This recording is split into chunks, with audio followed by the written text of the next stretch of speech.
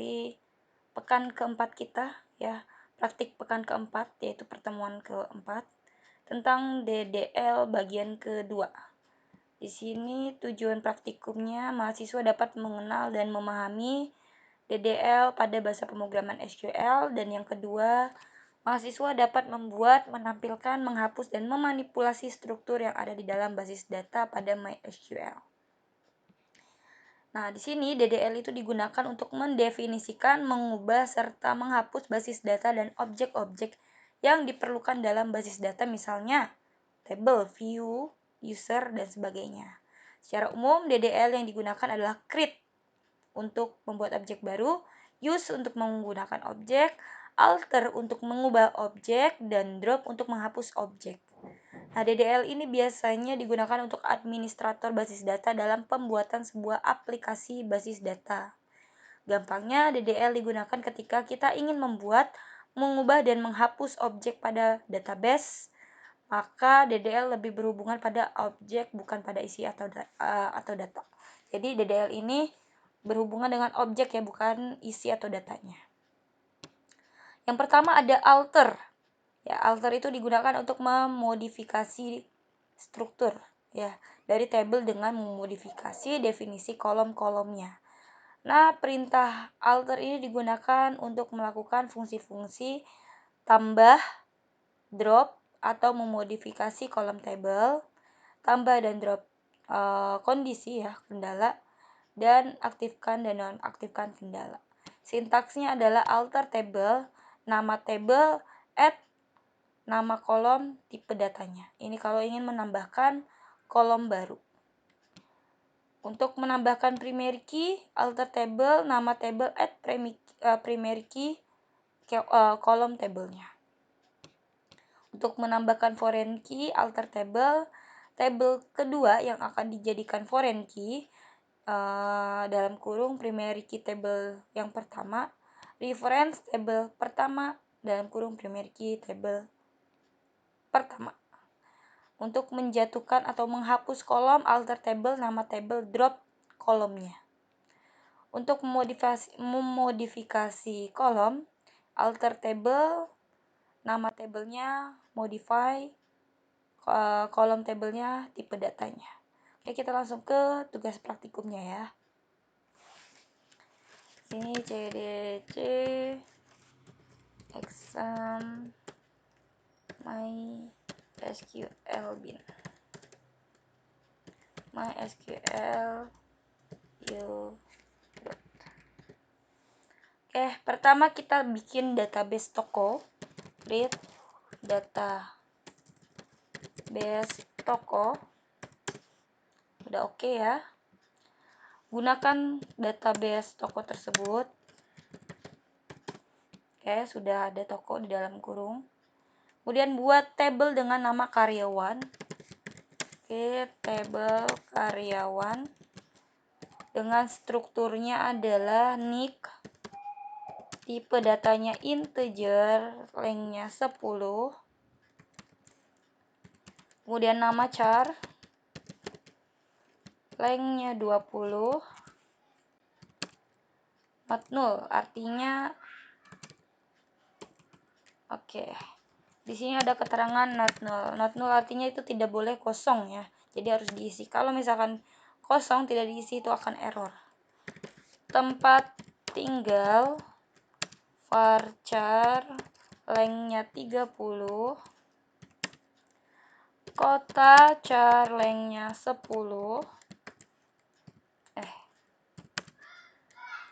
Dan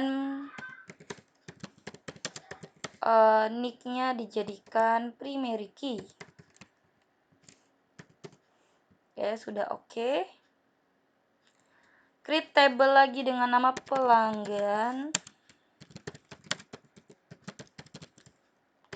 Create table pelanggan.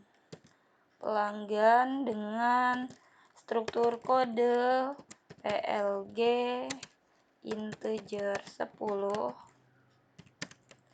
Nama varchar 20. Alamat varchar 20 telepon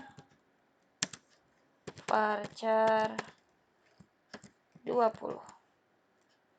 Oke, itu kurungnya salah ya. Satu lagi buat tabel barang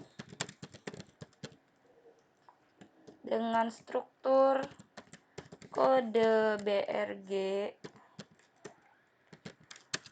tipe datanya integer, lengthnya 10, nama barang, nama underscore BRG, char 15, stok varchar 10, harga varchar 10. Sudah oke. Nah, di sini poin B. Ubah struktur database sebagai berikut. Menambahkan field kolom pendidikan pada tabel karyawan. Ya, kita lihat dulu. Di karyawan,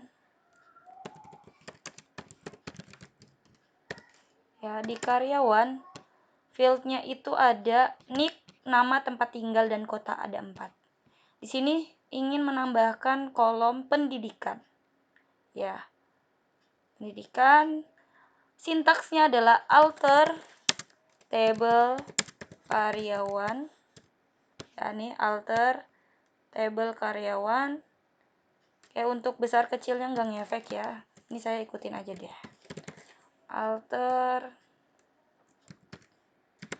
table karyawan, ya, nama kolomnya, nama tabelnya, tambahkan kolom baru yaitu pendidikan dengan tipe data char, lengthnya 10 setelah nama. Ya, jadi alter table tambahkan ya pada tabel karyawan yaitu kolom pendidikan, alter table nama tabelnya karyawan, add nama kolom barunya pendidikan dengan tipe datanya char,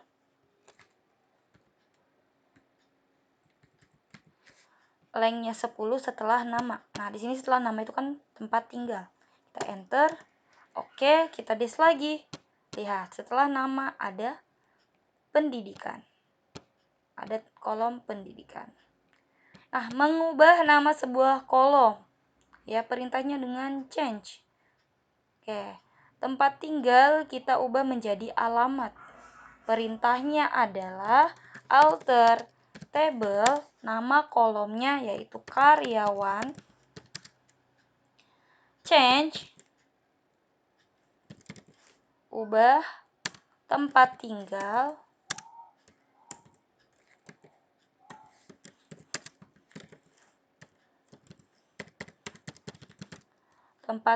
menjadi alamat dengan tipe data varchar 25 aja. Sudah oke ya. Oke, kita des lagi. Nah, yang tadinya tempat tinggal berubah menjadi alamat. Tadinya tipenya varchar 30 menjadi varchar 25. Ya, jadi alter table, nama tabelnya itu karyawan, change, kolom sebelumnya, kolom yang akan diubah namanya yaitu tempat tinggal. Nah, kemudian nama kolom baru, apa itu? Alamat, tipe datanya. Oke, kemudian mengganti nama sebuah tabel pada tabel pelanggan ya. Ada tabel pelanggan. Kita dis dulu. Pelanggan. Ada tabel pelanggan, ada kode pelanggan, alamat telepon. Ini pelanggan ya, nama tabelnya pelanggan. Kita mau ubah namanya pembeli dengan cara alter table, nama tabel sebelumnya yang mau diubah, rename to ya. Tuh-nya boleh kecil atau besar. Ini sebenarnya boleh untuk struktur sintaks SQL boleh kecil boleh besar, nggak ngefek ya. Yang ngefek itu nama-namanya pelanggan. Kalau P-nya kecil ya kecil, jangan besar gitu. Tuh kita mau ubah menjadi pembeli. Ya, oke. Nah, kalau kita des pelanggan itu nggak ada error. Ya, doesn't exist, nggak ada. Tapi kalau kita des pembeli, nah muncul ya, muncul yang tadinya nama tabelnya pelanggan sekarang namanya pembeli. Seperti itu. Oke. Sekarang menghapus, ya, drop. Menghapus sebuah kolom pada tabel karyawan. Kita des dulu karyawan.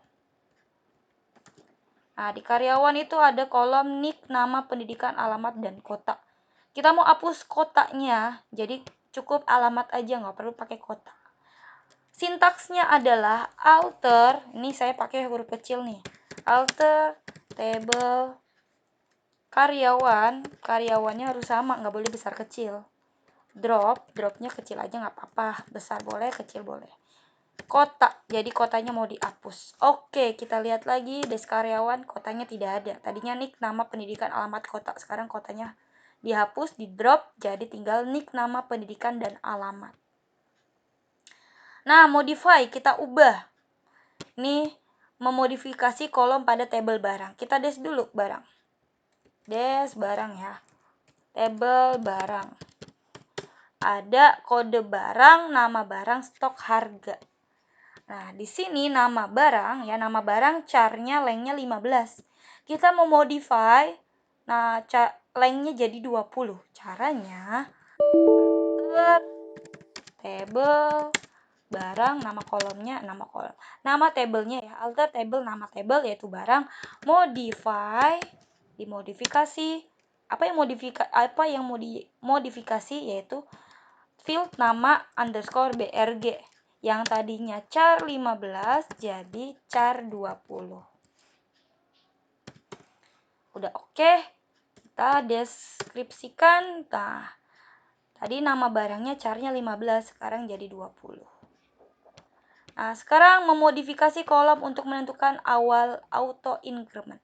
Apa sih auto increment? Nah, auto increment adalah, jadi auto increment itu datanya isinya itu sudah otomatis nanti, nggak usah kita input lagi. Contohnya nomor ya, nomor itu kan awalannya 1, 2, 3 dan seterusnya ya kan. Nah, itu nggak perlu kita ketik, itu kita auto increment, nanti dia akan menambahkan sendiri 1, 2, 3 sampai seterusnya. Nah, di sini ini untuk menentukan awal auto incrementnya itu 100. Biasanya kalau hanya auto underscore increment itu awalnya 1.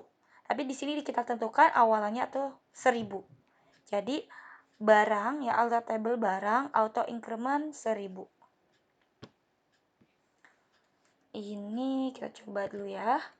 Alter table barang auto underscore increment sama dengan 1000. Oke ya, jadi nanti barang itu auto increment 1000. Kita coba barang. Oke, ini ya. Nggak akan tampil di strukturnya ya, karena auto increment itu kalau udah diisi. Oke, sekarang lanjutkan sendiri buat struktur database berdasarkan tabel di bawah ini. Nama databasenya rumah underscore sakit, tabel satunya pasien ya, terus field kode pasien, char kode pasien dijadikan primary key, lengthnya 20 dan seterusnya. Nah, ini nama tabel keduanya jam underscore praktek. Di sini jam kodenya strip kan. Terus tipe datanya date. Oke, jadi nanti ketiknya nama kolomnya yaitu waktu underscore praktek spasi date dalam kurung aja. Kalau biasanya kan char dalam kurung 20. Kalau yang strip ini date dalam kurung aja, dalam kurung. Gak usah ditambahkan lengthnya, gak usah ditambahkan jangkauannya. Sama seperti date time. Jadi ketiknya date time